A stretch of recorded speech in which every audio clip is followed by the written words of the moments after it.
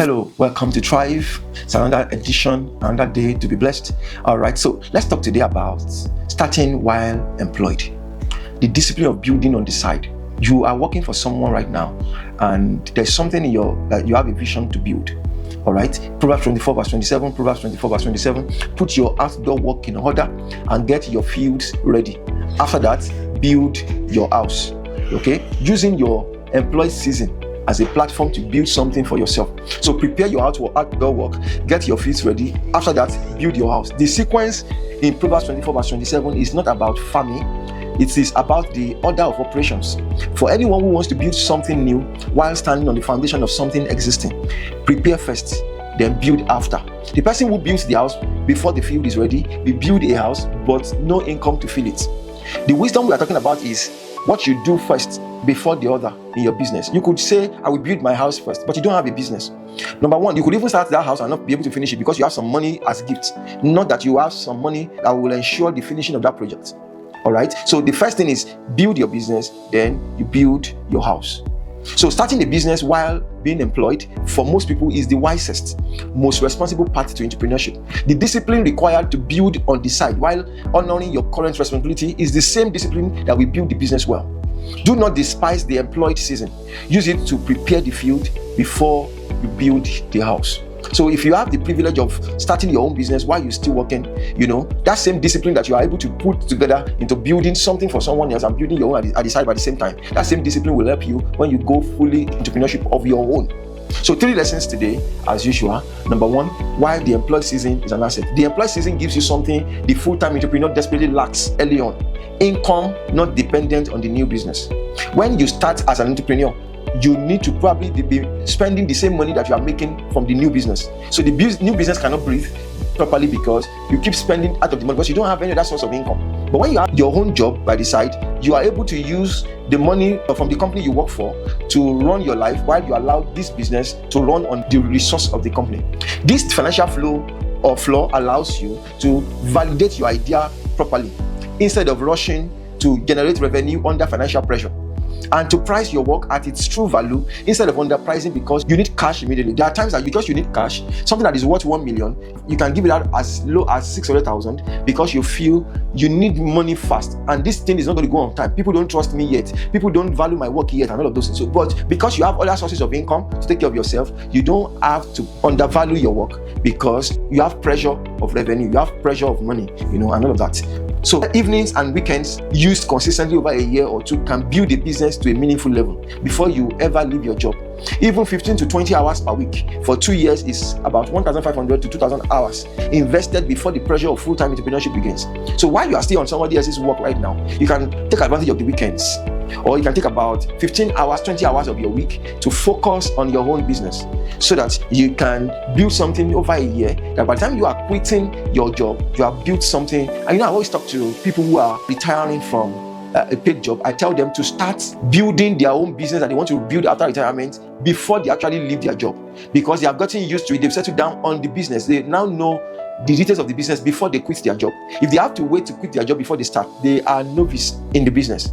And so imagine that you are 60 and then you are trying to start a business for the very first time. But when you start that business, maybe when you are 55, when you are 56, while you are still working, you can learn a number of things before you start your own business entirely. Number 2 lesson for today, the discipline of honoring both commitments. The discipline of honoring both commitments. Building on the side requires a specific kind of integrity, because the commitment to serve your employer fully while building your own business honestly might not be very easy, but then you need that discipline and you need that integrity, that though you are doing your own business by the side, the one you are working in where you are paid will not suffer because of the business you are trying to build. Many side hustle entrepreneurs compromise by using employer time, employer resources, or relationship for the side business in ways that are dishonest. The kingdom business person brings full effort to their employment during employment hours and builds their own business during their own time. Colossians 3:23, whatever you do, work at it with all your heart as working for the Lord. Don't forget that working for the Lord applies to your employment just as much as your entrepreneurship. As you work for someone else, it's like you're working for God himself. So if you're going to cheat God, then you cheat your employer. Don't take the resources of your current company into the business you're trying to build. So you need the discipline of honoring both your entrepreneurship and then when you work for someone in where you are paid, there must be discipline of honoring both commitments. Number 3 lesson for today is knowing when to transition. when you need to move entirely from the company you work for into building your own entirely. The transition from employment to full-time entrepreneurship should be triggered by the business, not by impatience. The field is ready when the business generates consistent revenue that, combined with your savings, can sustain you to at least 6 to 12 months. If you don't have consistent revenue yet in your entrepreneurship, you don't jump out of your previous. When you have more demand than your capacity can serve, for example, that business is already, there is so much demand on you to be present there fully, maybe for 70% of the time, then you might begin to consider leaving your paid job to focus on this entirely. When the opportunity cost of staying employed exceeds the risk of leaving.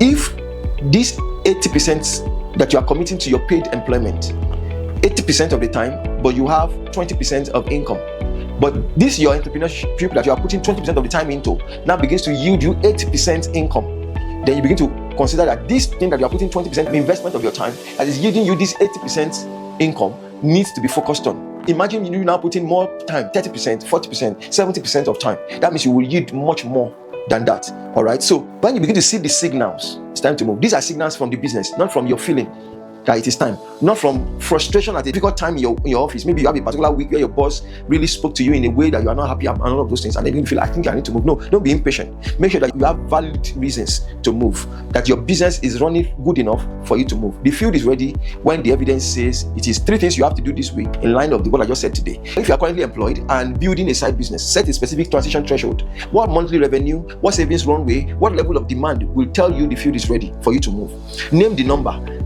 Build towards it. Do not leave before it arrives without a clear sense God is directing you otherwise. For example, you might say, once I start getting 700,000 in revenue in that business, I will move. Or when I start making this type of profits, and all that, you have to name a particular figure, and then once you start eating that figure, then you can think about moving. Number 2, audit how you currently are using your off-employment hours. Are evenings and weekends genuinely being used to build, or are they consumed by entertainment and distraction? Even 10 focused hours per week, applied consistently, compound into something significant over time. Number 3, bring the same standard of excellence to your employment that you want to bring to your business. Your employer is watching how you handle responsibilities, so is God. The discipline, the integrity, the diligence you demonstrate as an employee are the exact qualities your future business will require from you as a leader. The same standard of excellence you put into somebody else's own, you'll be bringing into your own. And if you don't do your own well, like the Bible says, who will give you your own? I hope this has blessed you. I'll see you again tomorrow. Have a great time.